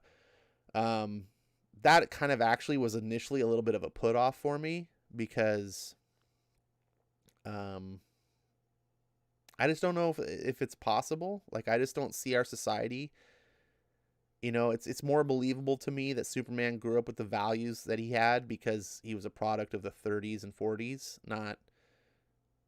not the 20 teens, which is like you just look out the window and like, well, don't look out the window. You might get a rock thrown at you. I don't know, depending on where you are. Like the way our society has turned, I don't know if Superman would be Black Lives Matter. Oh, anyways, I'm going down a wrong path. But I do want to check it out because Straczynski's a solid writer. He doesn't always hit a home run, but I've heard good things. You're not the only one. I'll get to it eventually. I'm just so backlogged on stuff to read. Superman, Your Earth 1 is your favorite Superman story ever. Jeez, that's high praise. Let's see. Computer Robot says, that's what I do. I take over the Earth. And Dane says, can't make it any worse. Touche. Melissa says, oh my god, Lex Luthor and Professor X look alike. I wonder if Marvel and DC ever do a crossover with Superman mistake Professor X for Lex. I don't know. Could Professor X take out Superman? That's an interesting thing. One thing that DC, to my observation, is DC doesn't seem to really do like psychic, the whole not the telepathy. I know like Martian Manhunter can like make telepathic connections for the Justice League, so they have like a mind link. Not sure if they copied that from X-Men. Feels like they did, but it makes it convenient so the characters can communicate to each other for not just because that's what you would need as a team, but it also is helpful in a narrative when characters aren't exactly side by side all the time, but they want to be able to have them talk. It's helpful for writing, but I don't see much in DC in the way of like telepaths. Like Marvel's, especially in the mutant books, like there's just telepaths all over the freaking place. It's like I think X-Men's got like 3 of them on their team, plus you've got Professor X, and then now the modern X-Men, they added Quentin Quire, that bozo, as an Omega level telepath. It's almost like every character is a telepath now on the X-Men. It's way overdone. But back to my point is, because I don't see many telepaths, I don't see DC characters facing. I don't know, how would Superman deal with a telepath? Could Charles Xavier just control his mind, shut his mind down? I don't know. That's weird. Something to think about. Don't know. Honestly, though, I mean, I guess it makes for an interesting discussion, but other than for the discussion's sake, I guess I really don't care. I know a lot of people are very interested in a DC Marvel crossovers, and I kind of used to be in that variety when I was younger, but I didn't know much about DC back then. I mean, I knew the main characters, Batman and Superman and Wonder Woman, but I didn't really know much. So I was like, oh, that'd be kind of cool to see Spider-Man crossover, like. But now that I'm actually starting to like learn about DC and become a DC fan, I'm learning more, not just about the characters, but learning more about the differences in the fictional philosophy, or the philosophy behind the fiction, if you will, of DC versus Marvel. They're just not the same. And that's fine. That's good. I think that I don't really want Marvel and DC to be the same, but with just different characters. I think it makes them interesting that the way they approach their characters and the way they do things is from a different philosophical point of view. Now, in modern times, some of that gets blurred because you'll get Marvel creators that cross over, and vice versa. Like Bendis definitely brings a more, not necessarily a classic Marvel approach, but the Marvel of the last 20 years. He's definitely brings that to DC, and it doesn't feel, he feels very out of place at DC, because of how he approaches storytelling, how he approaches mythology, and things like that. And I'm starting to see, just different things. Dan Didio, obviously, this was just proven to me, actually, or reaffirmed.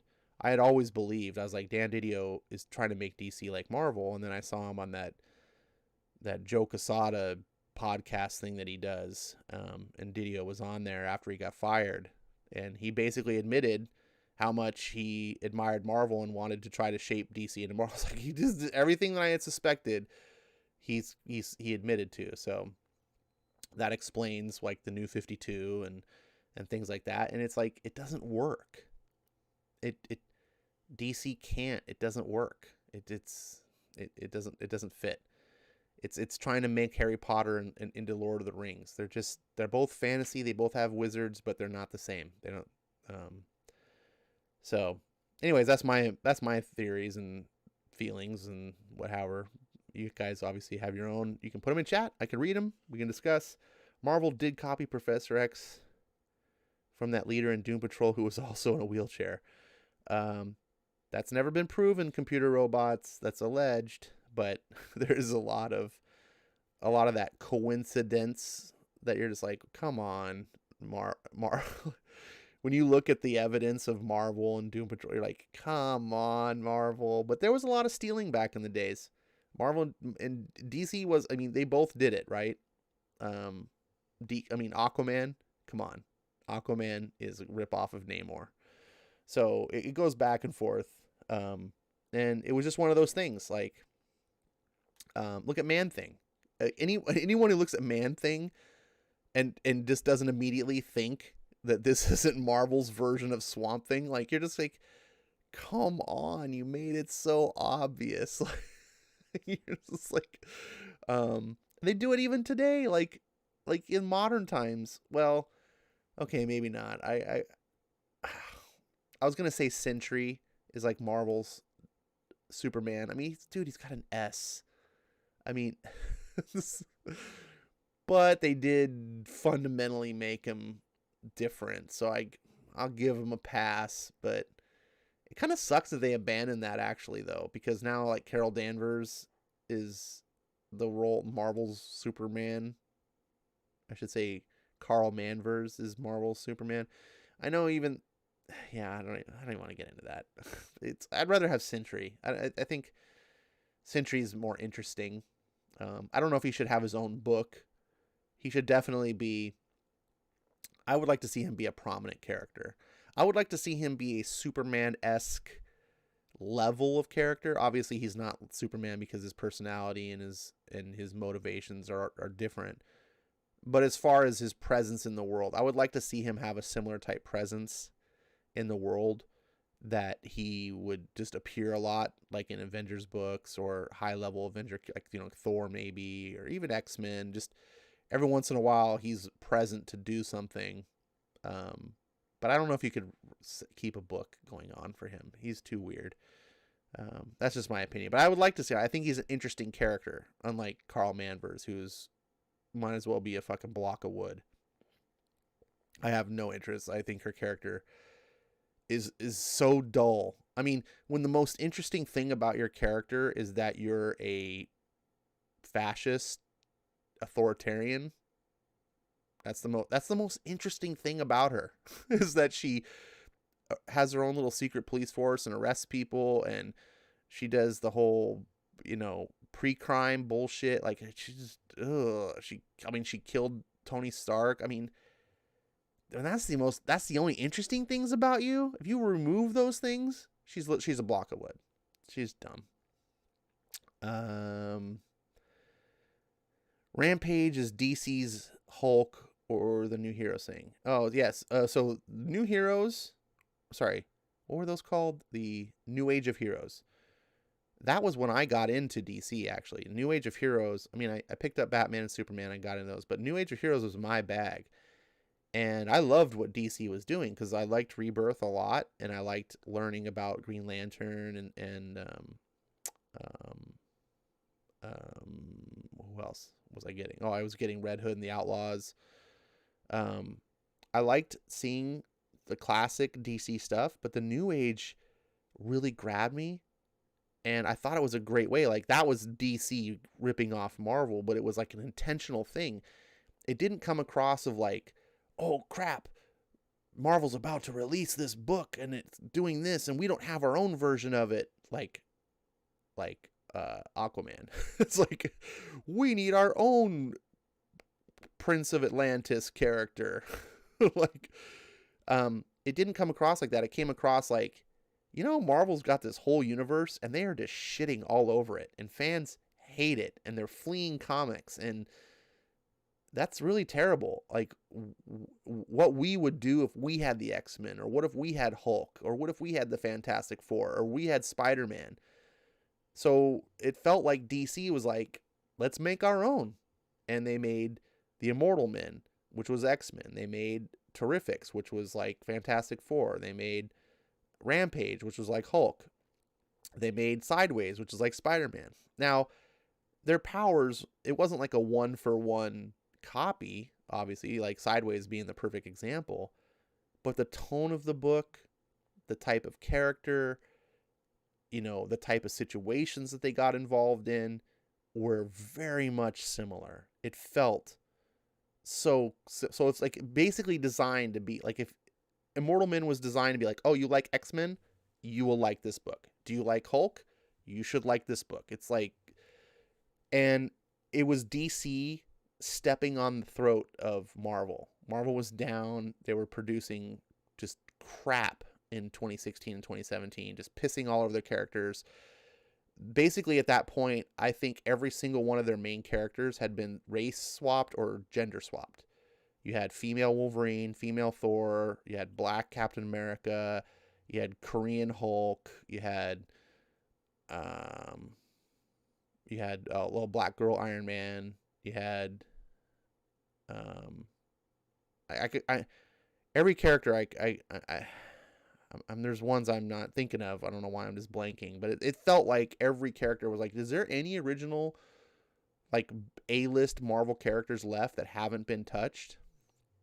I think, yeah, I don't know. I'm sure that that some of them weren't. I don't know, but you know what I'm saying. That was like the thing, and that was the whole beginning of Comicsgate back in the day, back when real Comicsgate, not the bullshit nowadays. But and DC was like, oh, well, we'll do it, and they just had it. All they had to do was just push, and then they just canceled. They just murdered New Age of Heroes, and it was good. I liked every New Age book. Every book that I bought, I liked. Oh yeah, Silencer was like Punisher. So that was another book. I liked all. The only one I didn't get was Terrifics, and that was the only one they didn't cancel.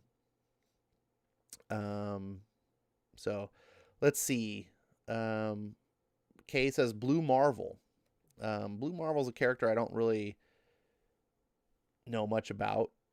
I don't find him interesting because he's just too good. He's like Superman and Reed Richards all rolled into one. He's just like, look, I'm the smartest guy in the world, and I'm the most powerful guy in the universe. Like, oh, and I'm black, so that I can make sure that, I can check any diversity boxes. Like, he's just not interesting to me. And it's not necessarily because he's black. He's just perfect. That's boring. It's one of the troubles that Superman runs into, honestly, and it's one of the reasons for 20 something years I didn't read Superman comics, because I had a kind of ideas and my prejudice of Superman. I didn't hate Superman. I was just like, I just don't want to read about this do-gooder perfect guy who can beat up anything. Like, what's the point? But then I learned that Superman comics were not really about that. Kay says, Korean what? Korean Hulk. You don't remember Gogurt Hulk, as he became known?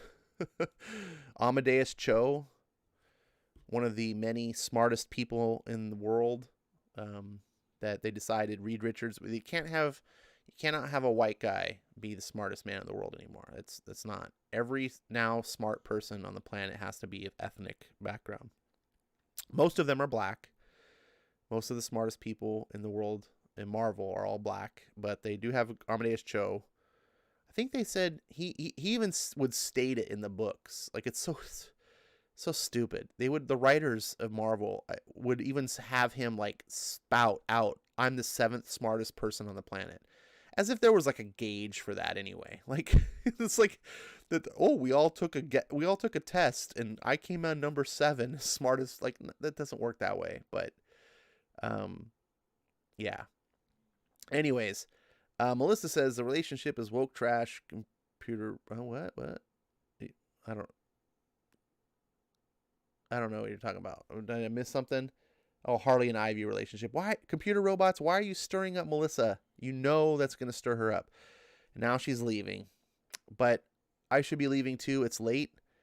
This is a long stream. You guys stayed with me for a long time. I don't like to do them. I mean, I like to do them this long, but I don't like having them end up being this long. But it was some long books we read. I hope you guys enjoyed them. I'm going to end this now.